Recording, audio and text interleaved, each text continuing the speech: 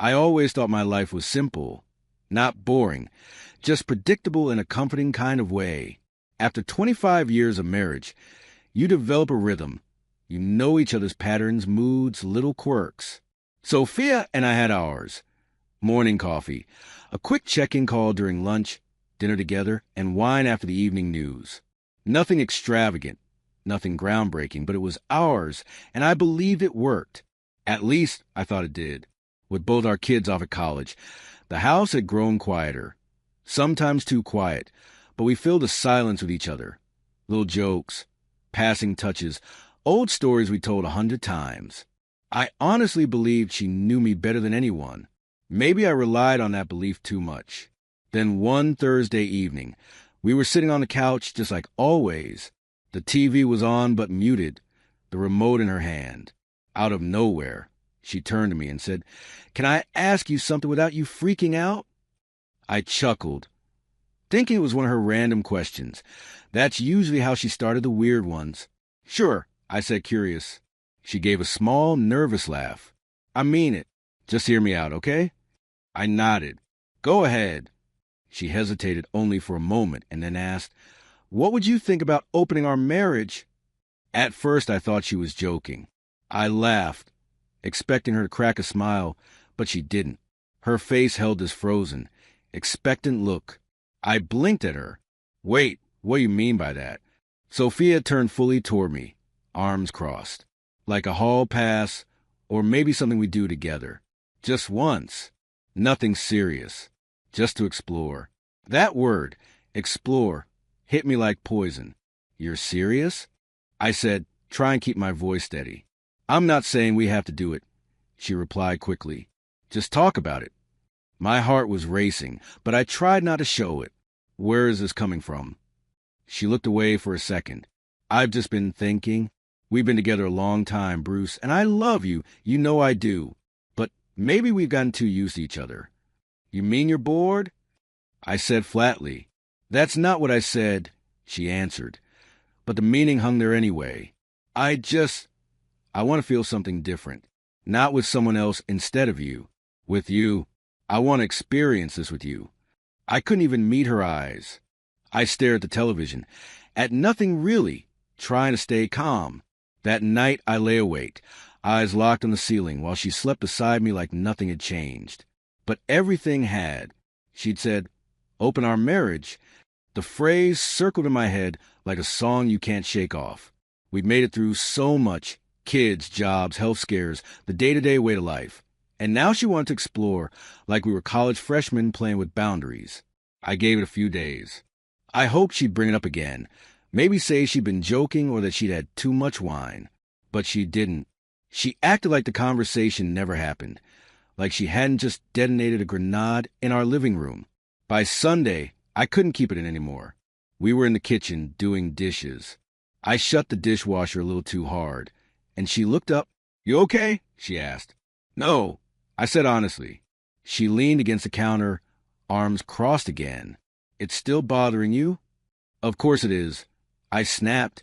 "You asked me if we could sleep with other people.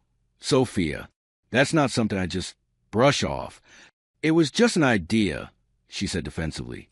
"We don't have to turn it into a huge thing." "Not a huge thing?" I stepped closer.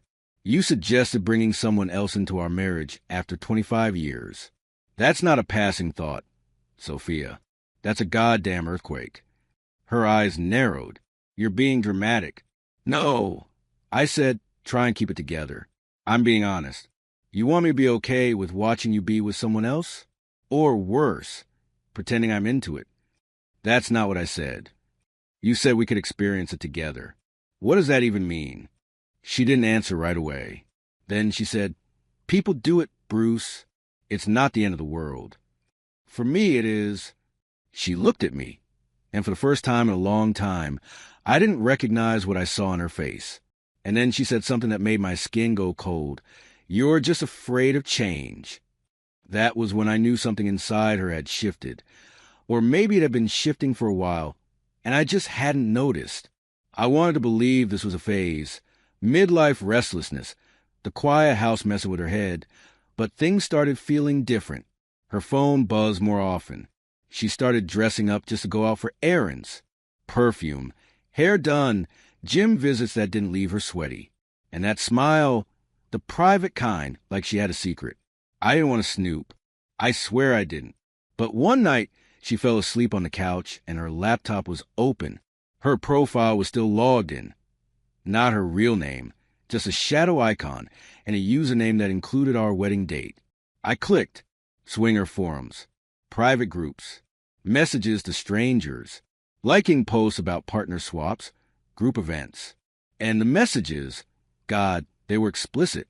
Then I saw it. See you Saturday night. Can't wait to meet in person. Saturday, 2 days away. She had plans. She had already decided. She didn't tell me until that night. I was in the kitchen pouring a drink, trying not to lose it. She came in wearing a red dress I hadn't seen in years. Hair perfect, nails fresh. She was glowing. Big night?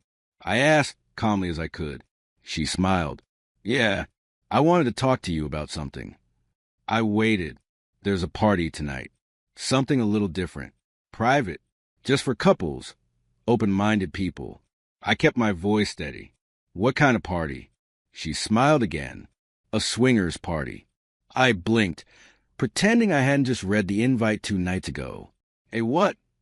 A swinger party, she said again, like she was talking about a book club. I was going to bring it up eventually. I wanted to invite you. To watch you with someone else? I asked, my voice tight. She rolled her eyes. Come on, Bruce. Don't be so dramatic. It's just a party. It's not cheating if we both agree. You already agreed, I said.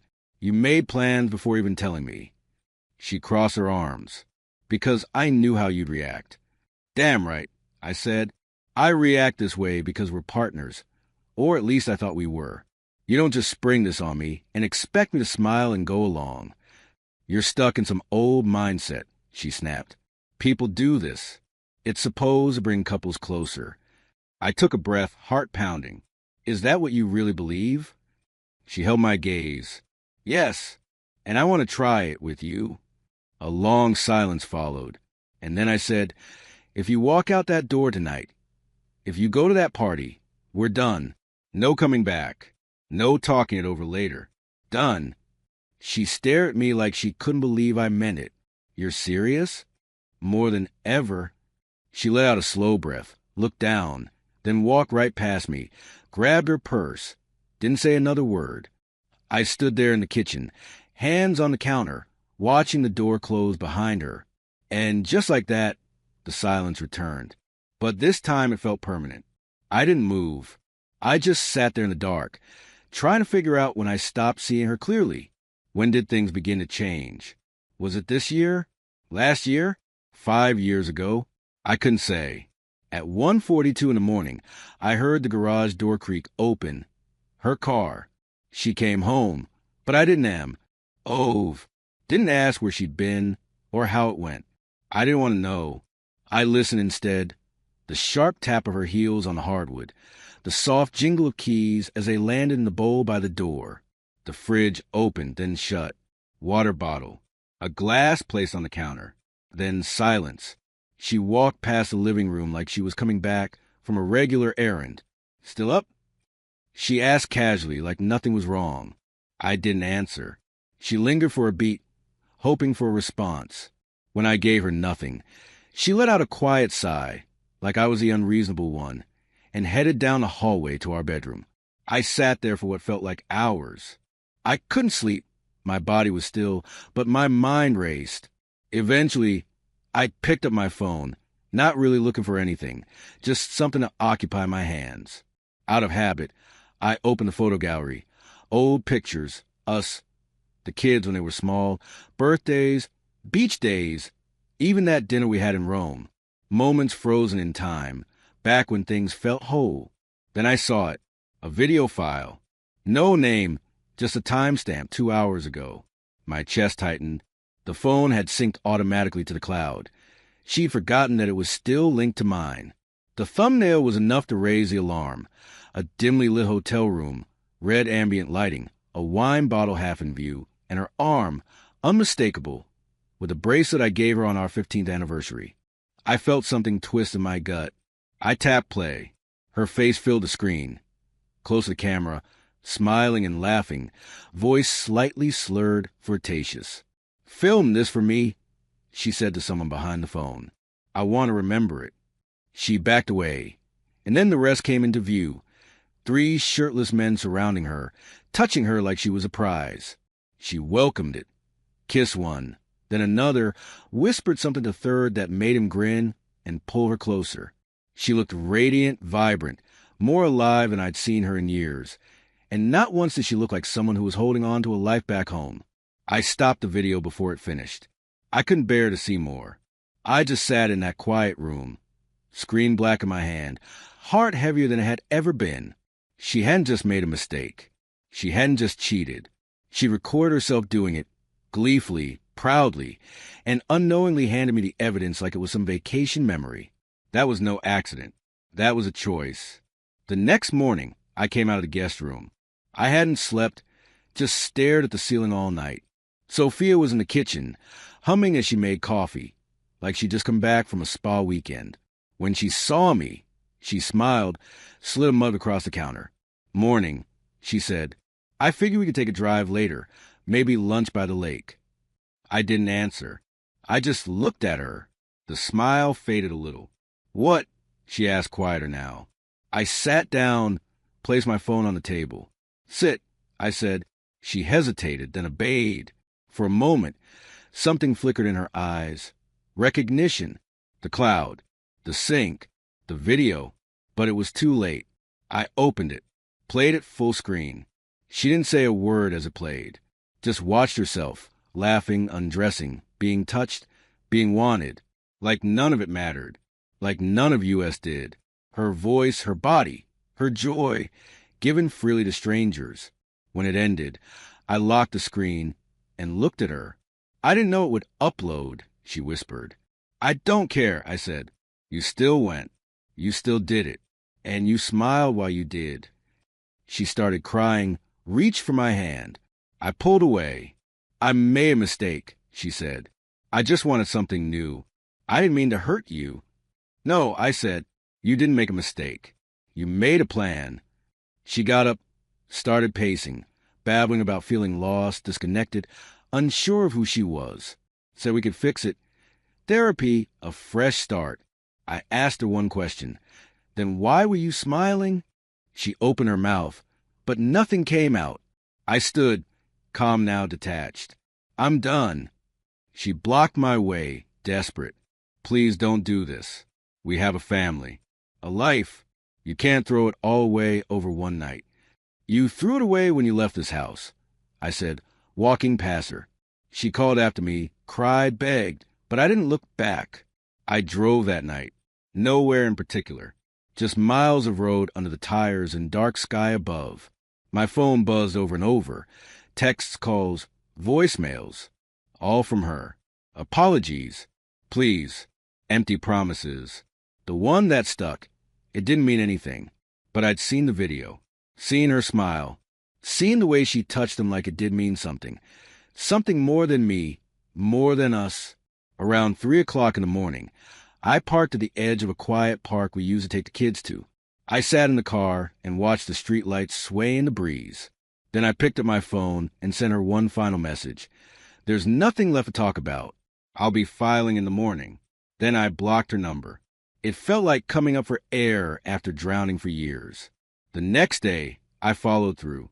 Walked into my lawyer's office with a flash drive in hand. That video said everything I couldn't. I didn't want revenge. I just wanted peace.